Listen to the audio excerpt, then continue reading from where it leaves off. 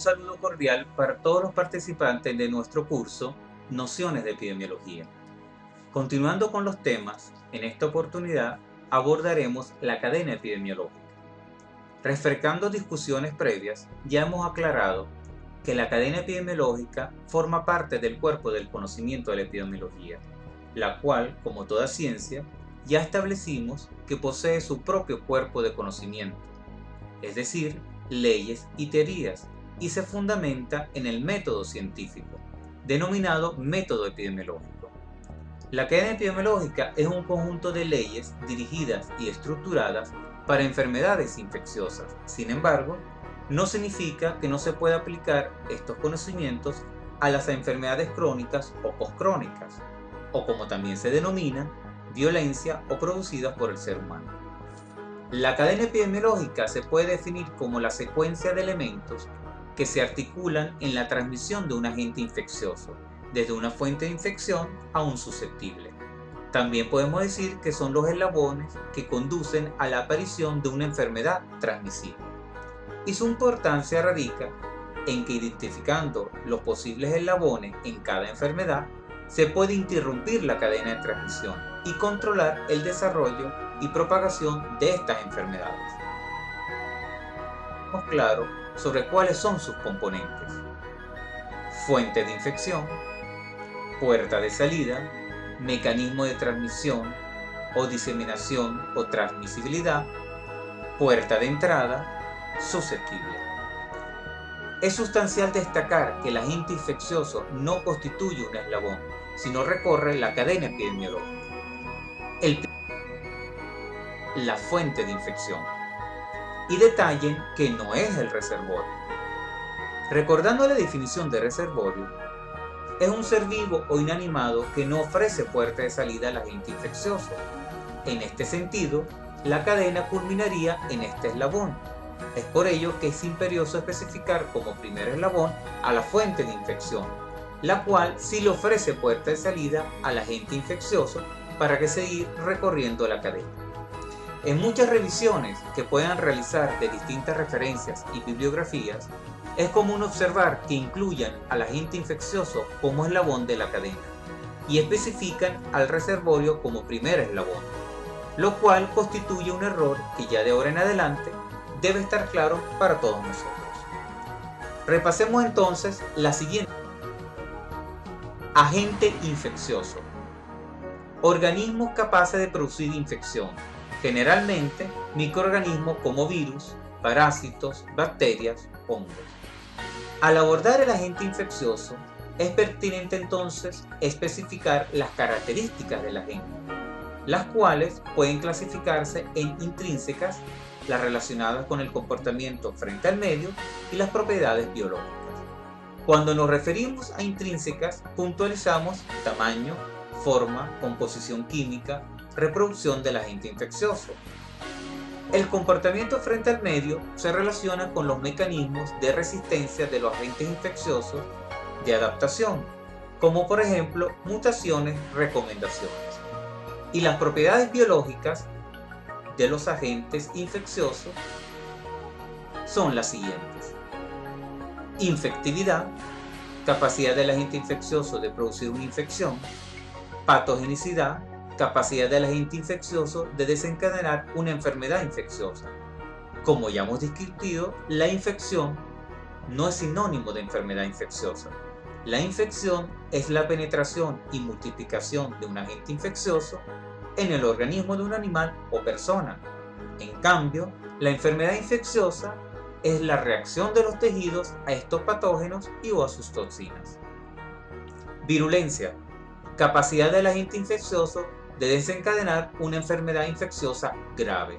Y por último, y no por ello menos importante, la antigenicidad, capacidad del agente infeccioso de producir una respuesta inmune en el hospedero, anticuerpos, entre otros.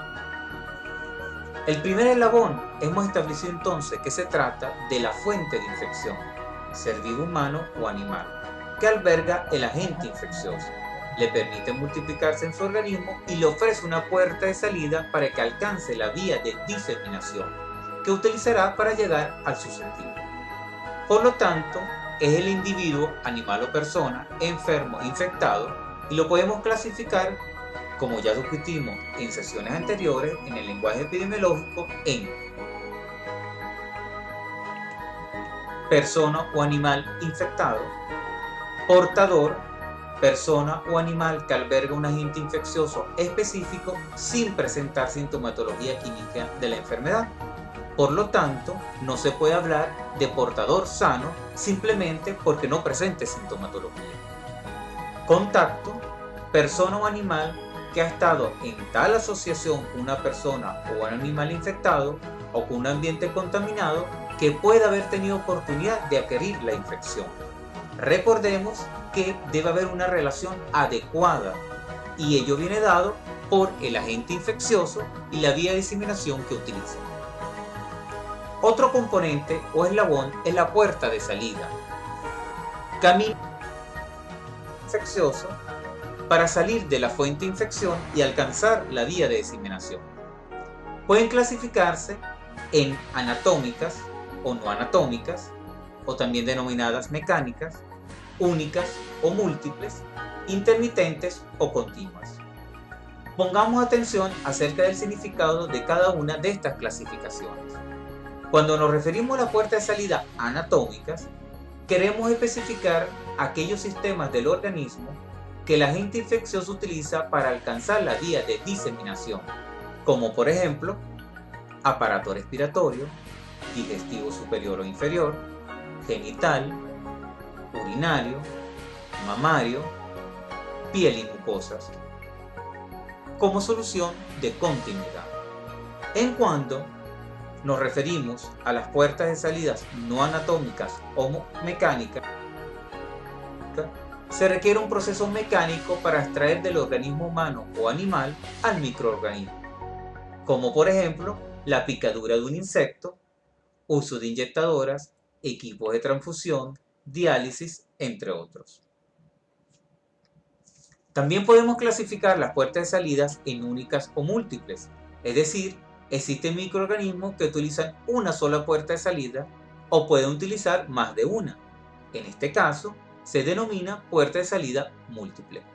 Con respecto a las puertas de salidas intermitentes, son aquellas donde el sistema anatómico no le ofrece permanentemente la salida al microorganismo, o este no se encuentra constantemente en la puerta de salida.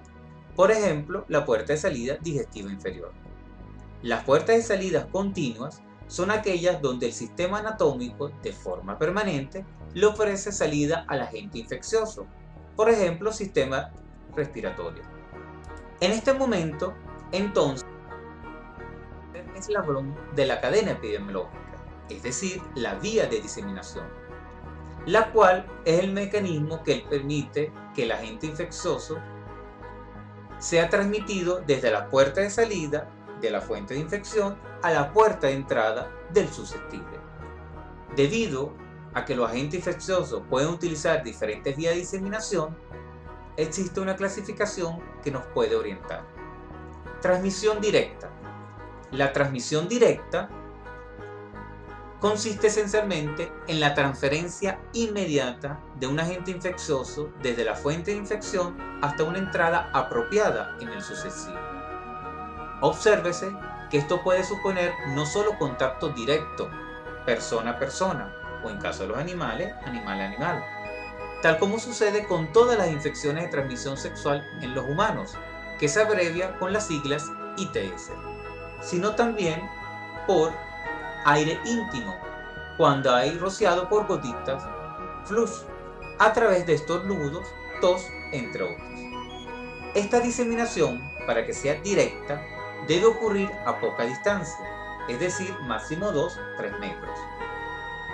Resumiendo entonces, la diseminación directa puede ser de dos tipos: contacto persona a persona, o animal a animal, o aire íntimo. Las otras posibilidades de transmisión se denominan indirecta. Esto quiere significar que se requiere de un transporte desde la fuente de infección al susceptible, el cual, si es animado, se refiere al vector, y si es inanimado, se refiere al vehículo. Pero también puede constituirse la transmisibilidad cuando se involucra el aire ambiente, el cual se diferencia del aire íntimo cuando las distancias son mayores a 2-3 metros. La transmisión indirecta por vehículo es a través de objetos inanimados que podemos llamarlos fómites, tales como lencería, juguetes, instrumentos quirúrgicos, así como alimentos, agua y líquidos administrados intravenosamente contaminados. El agente puede multiplicarse o desarrollarse dentro del vehículo o sobre él, antes de ser introducido en el susceptible. En la transmisión por vector, el agente infeccioso es transportado por un artrópodo hasta el susceptible. El artrópodo, mosca, mosquito, cucaracha, entre otros, puede ser que simplemente transporte mecánicamente el agente al ensuciar sus patas o su probóscide, en cuyo caso la multiplicación del agente en el vector no se produce. O el vector puede ser biológico, si el agente infeccioso se multiplica en el artrópodo antes de ser transmitido y sufre modificaciones de índole biológica. En este caso hay un periodo de incubación en el artrópodo conocido como periodo de incubación extrínseco, antes de que el artrópodo se convierta en infeccioso. Finalmente, la transmisión indirecta puede ser por el aire ambiente. En esta clase de diseminación intervienen dos tipos de partículas, polvos y núcleos de gotitas, siempre y cuando las distancias involucradas sean de más de 2-3 metros. Cuando nos referimos a polvos, son partículas de distinto tamaño que resultan de la nueva suspensión de partículas que se han depositado, por ejemplo, sobre pisos o lencería, así como partículas levantadas del suelo por el viento. Los núcleos de gotitas son partículas muy pequeñas que representan el residuo desecado de gotitas. Pueden formarse de distintas maneras. Una es por la evaporación de gotitas que han sido despedidas al aire por tos o estornudos. O los núcleos de gotitas se forman también por dispersión en aerosol de materiales infecciosos. Debido a su pequeño tamaño, estos núcleos de gotitas pueden permanecer suspendidos en el aire largo tiempo y pueden ser inhalados e introducidos a los alvéolos pulmonares. Por ejemplo, una partícula mayor de 5 micras es retenida en la vía respiratoria alta, mientras que una partícula de menos de 3 micras se depositará en los pulmones.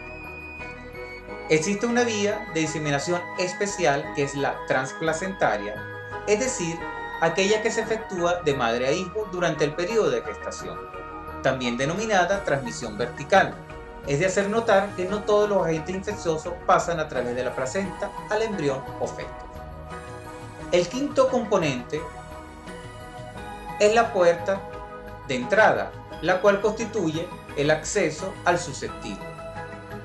Se clasifican de igual manera que la puerta de entrada, simplemente hay que establecer la correspondiente puerta de entrada, según la puerta de salida y la vía de diseminación utilizada por el agente infeccioso. Por último eslabón, conseguimos al susceptible.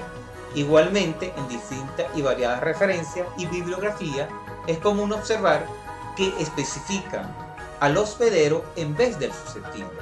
Sin embargo, recordando las definiciones, el hospedero es la persona o animal vivo que alberga un agente infeccioso. Por lo tanto, ya de forma definitiva, se refiere a una fuente de infección.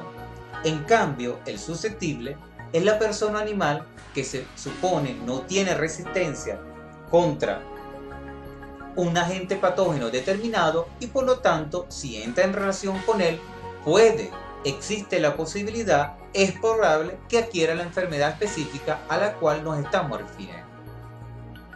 Esto entonces dependerá de la resistencia del susceptible, dentro de las cuales la más importante, pero no única, la inmunidad. Repasando y resumiendo, la cadena epidemiológica, por lo tanto, no podemos incluir el agente infeccioso como un eslabón. El primer eslabón de la cadena epidemiológica es la fuente de infección, constituida por un individuo enfermo, es decir, un ser humano o un animal, que se puede definir como caso, portador o contacto. El segundo eslabón es la puerta de salida, las cuales se pueden clasificar en anatómicas, no anatómicas o mecánicas, únicas, múltiples, intermitente, continua. El tercer eslabón es la vía de diseminación, la cual se puede clasificar en directa, aire íntimo o contacto persona a persona, animal a animal; indirecta, es decir, a través de un vehículo, vector, o cuando está involucrado el aire ambiente; y una vía de diseminación especial, como lo es la transplacental. El cuarto eslabón es la puerta de entrada, que igualmente la podemos clasificar como ya hemos visto anteriormente. Y por último, el susceptible. Hemos observado que el contenido es sencillo, pero debe ser analizado e interpretado para poder aplicarlo cuando abordemos las medidas de control en general y específicas, según enfermedad infecciosa. Es por ello que quiero motivarlos a escuchar varias veces la lección.